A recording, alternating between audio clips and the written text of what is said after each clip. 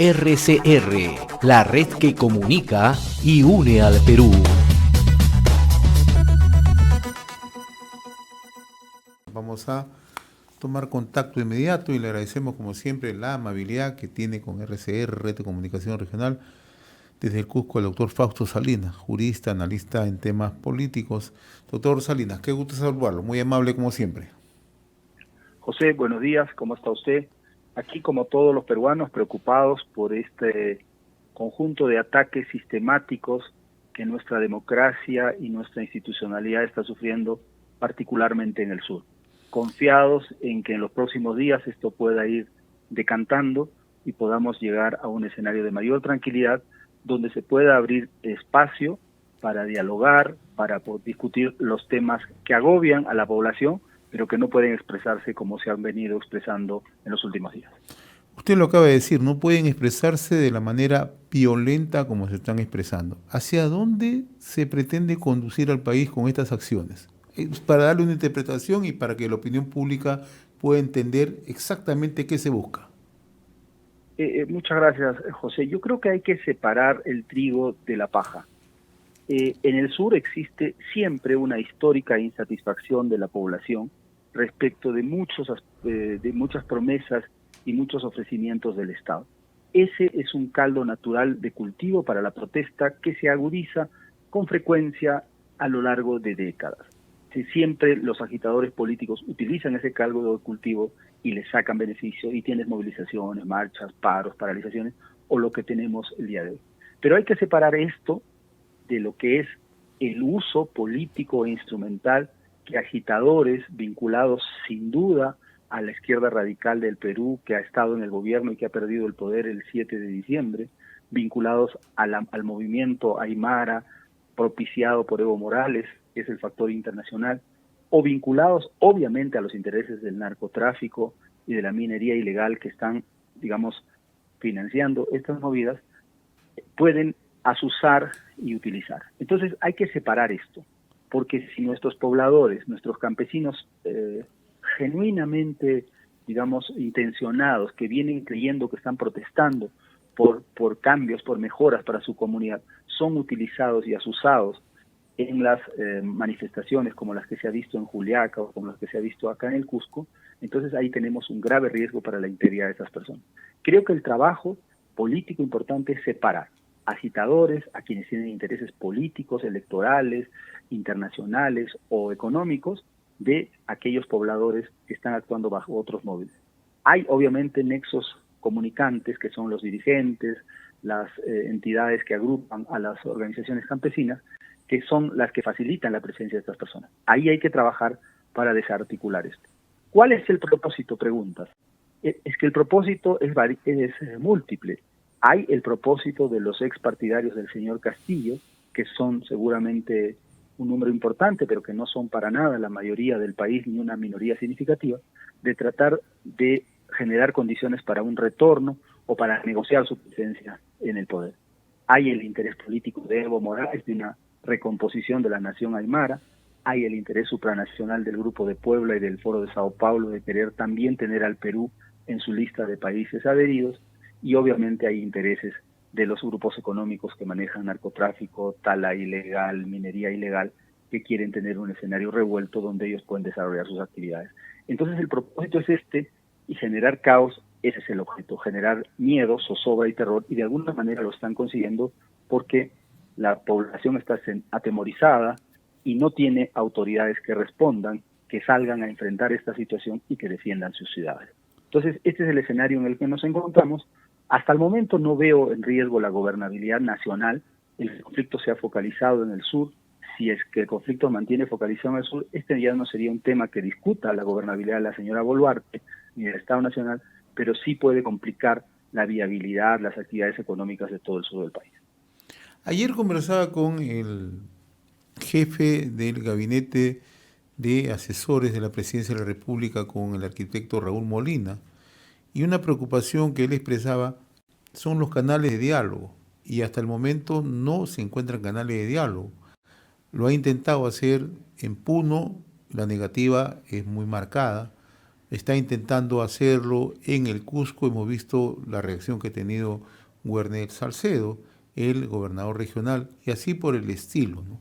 Usted explicaba hace unos momentos que hay agrupaciones, instituciones representativas que pueden servir como canales de diálogo.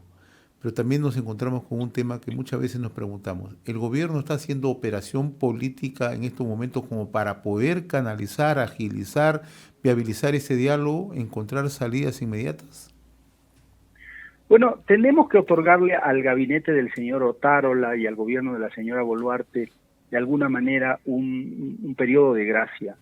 La presidencia ha llegado de manera accidental a ellos el día 7 de diciembre pasado, tienen apenas un mes, han tenido un aparato público minado por el presidente Castillo, donde prefecturas, subprefecturas, instituciones públicas, hasta la Dirección de Inteligencia Nacional fue, digamos, secuestrada por personas aliadas a la destrucción institucional. Entonces, es difícil pedirles que tengan una capacidad de agencia política inmediata.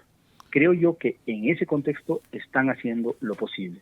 Ahora, respecto a lo primero que decías, va a ser difícil que se entablen interlocutores alternativos válidos al interior de las regiones, porque las propuestas son maximalistas, son propuestas que no es posible llegar a algún tipo de entendimientos. Cierre del Congreso es una propuesta inconstitucional, es una aberración en cualquier orden jurídico. No puedes tú cerrar el Congreso porque la muchedumbre lo pide. En segundo lugar, adelanto de elecciones. Ese tema ya está en debate, está siguiendo el curso constitucional.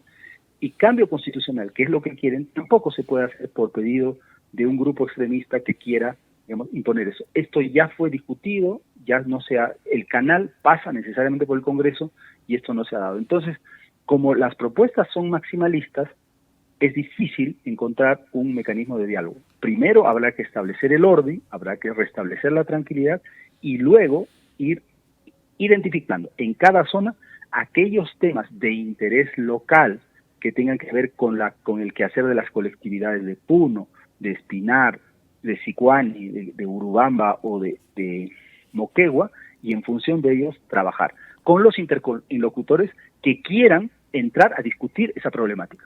Los que hoy asusan la protesta no quieren discutir esa problemática, no quieren soluciones, quieren caos, quieren violencia, quieren desorden, porque su propósito es político mayor. Y aquí viene mi siguiente pregunta, ¿no? En efecto, lo que estamos viendo con el accionar de este sector es que lo que siembran es miedo y terror. Lo que hemos visto ayer en Antapacay es una demostración. Hoy también amanecemos con decisiones ya tomadas por algunas empresas. Antapacay está retirando a sus 2.500 trabajadores de su unidad minera que está ubicada en Espinar, en el Cusco. En el caso de la empresa Minsur, que está ubicada en San Rafael, en el distrito de Antauta, en Puno, está paralizando sus operaciones por medidas de prevención. Y lo que está ocurriendo en Las Bambas, amenazas permanentes en Chalhuahuacho, Jaquira, en Cotabamba, ¿no? Entonces, la gran pregunta es cómo es que tiene que actuar en estos momentos la fuerza pública. Estamos frente a situaciones ya desmedidas, totalmente, fuera de control. El instrumento institucional para preservar el orden existe, es la Constitución. Los instrumentos institucionales son el estado de emergencia, el estado de sitio. Las regulaciones legales existen, el uso controlado, razonable, adecuado de la fuerza pública para restablecer el orden existen normas que regulan eso. Lo que creo que está faltando es la adecuada decisión política y asumir el costo político que implica esto. ¿Qué es lo que sucede? Es que un conjunto de políticos nacionales, regionales y locales se están sumando a la fácil posición que mantienen muchos, estar bien con uno y están bien con el otro lado. Decir que hay derecho a la protesta, decir que debe haber tranquilidad, decir que no debe haber afectación a los derechos humanos, pero que no debe haber represión indiscriminada. La consecuencia inevitable, estimado José, de atacar instalaciones militares, de atacar infraestructura pública, de atacar terminales terrestres, de atacar aeropuertos, de atacar instalaciones mineras, es que el Estado se va a defender y ahí la persona que ataca el ciudadano que ataca tiene que asumir las consecuencias de eso y le puede caer, obviamente, una bala, puede ser, digamos, víctima de la represión policial, que es inevitable y necesaria. Lo que hay que hacer es utilizar los instrumentos legales y los mecanismos que la fuerza tiene para repeler esta situación. Con criterio, con inteligencia, con razonabilidad, pero con firmeza, porque de lo contrario vamos a llegar a un escenario de anarquía, que es el que quieren precisamente los que están asusando estos protestos. Hablando de firmeza, en el Cusco la reacción de un fiscal de prevención, el doctor Poblete, si no me equivoco, quien ha tenido una decisión de iniciar una investigación contra el gobernador regional, ¿no? ¿Esta es una muestra de que sí se puede actuar dentro del marco legal, pero con firmeza? Por supuesto, el fiscal Poblete se ha convertido en el defensor de la ciudad. El fiscal Poblete es el único líder, digamos, institucional que ha sabido poner los puntos sobre las sillas y le ha dicho a los protestantes que tienen derecho a protestar, pero no a causar agravio a la propiedad pública, a la propiedad privada, ni a la seguridad de las personas. Es el único que le ha dicho a los dirigentes de las comunidades que extorsionar o presionar a los dirigentes, para que a los pobladores, para que ellos, bajo amenaza, asistan a las protestas, es delito. Es el que le ha dicho también al gobernador regional que ha cometido delito cuando ha acogido a los protestantes, les ha ofrecido cobijo, les ha ofrecido alcohol, les ha ofrecido una serie de facilidades para que vayan a intentar tomar el aeropuerto. Entonces, sí se puede, desde las instituciones, como la Fiscalía, defender el derecho de las personas, el orden constitucional, las libertades públicas. Eso es lo que está haciendo este señor, en ausencia, obviamente, de un alcalde. El alcalde, lamentablemente, ha declinado de cualquier liderazgo, es lamentable, tiene 10 días de alcalde y ha declinado a defender la ciudad, y obviamente en oposición de un presidente regional que más bien se manifiesta abiertamente partidario de las protestas y de los actos, digamos, que se están viendo en nuestra región. En esta misma línea de análisis, ayer el presidente del Consejo de Ministros, Alberto Otárola, se preguntaba si con la misma premura que el Ministerio Público abrió investigación preliminar contra la Presidenta de la República, contra el propio ministro Otárola y otros que resulten aparentemente responsables, no se conoce hasta el momento ninguna carpeta fiscal de los responsables de los hechos de violencia que se han registrado en distintos puntos del territorio nacional. Por un lado vemos un accionar rápido del Ministerio Público, pero por otro lado vemos bastante letargo, bastante lentitud y no sabemos bastante a veces apatía de parte del Ministerio Público. Esperemos que solo sea una percepción, estimado José, y que los fiscales en Puno o en otras zonas del país, en el Cusco mismo, estén actuando y formulando las carpetas y las investigaciones correspondientes.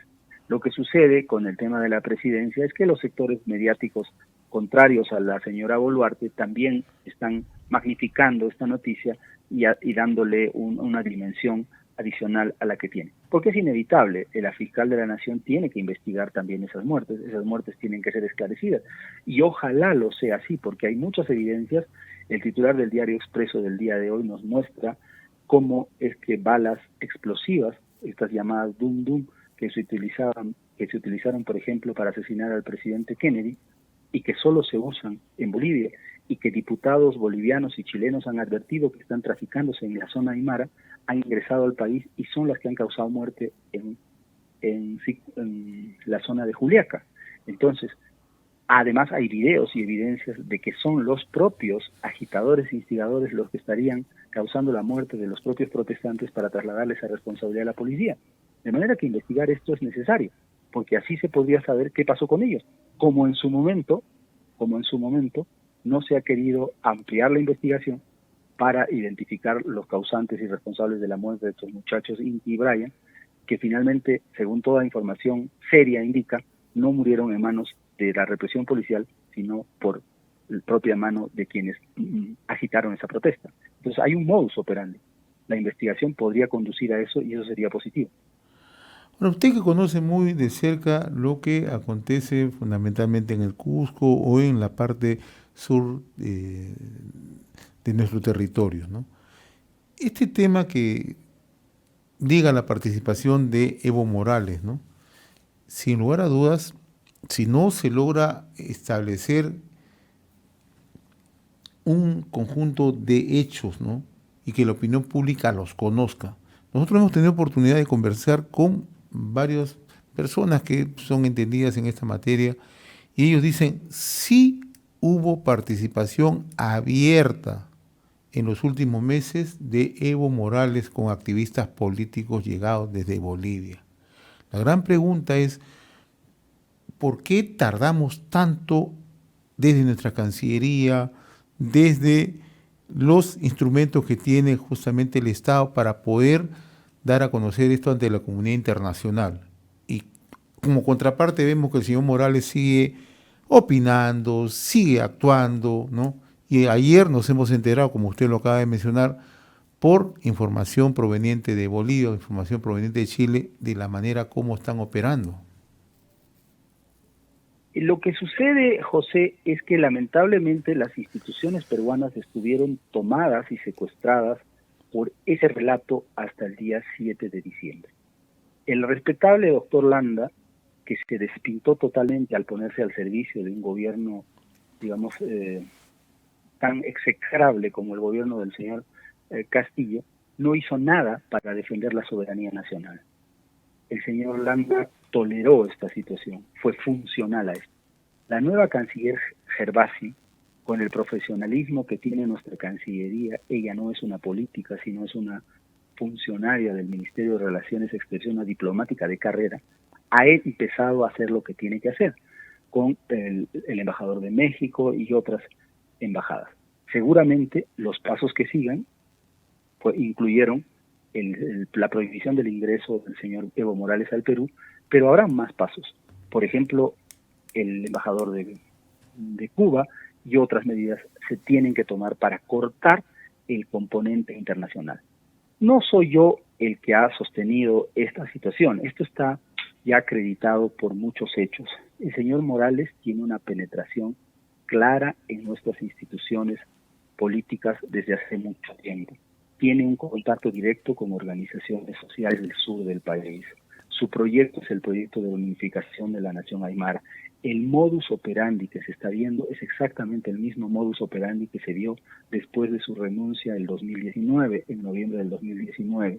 La movilización estratégica por turnos de cada uno de los diferentes frentes y sectores financiados con dinero que viene de Bolivia, que se ha podido comprobar en la evidencia periodística de hace unos 2 días, donde se ha descubierto un alijo de dinero que entraba de ese país, y muchos otros factores. La logística utilizada, hasta el tipo de infografía que se maneja, nos muestran claramente la existencia de un factor internacional que se agrega al factor político nacional que también gravita en este conflicto. Entonces, demostrar esto ya no es necesario, ya es evidente, ya es cierto, solo falta actuar. Imagino que la nueva canciller, el nuevo presidente del Consejo de Ministros actuarán en esta dirección. Los señores del área del ALBA, los señores del Grupo de Puebla o del Grupo de Sao Paulo ya no son los aliados de la señora Boluarte. Ellos la quieren ver en la cárcel, como a la señora Yanina Áñez. Entonces ella tiene que actuar en concordancia con esta realidad que le toca vivir. Doctor Fausto Salinas, como siempre muy reconocido por esta comunicación a través de RCR, Red de Comunicación Regional. Ha sido un gusto dialogar con usted. Buen día, muy amable. Muchas gracias, José. Un abrazo para ti y ojalá que esta situación se vaya a tranquilizar para el bien de todos los peruanos y para la defensa de las libertades de aquellos que no quieren protestar y solo quieren trabajar. Eso esperamos. Muy amable, como siempre, doctor Salinas. RCR, la red que comunica y une al Perú.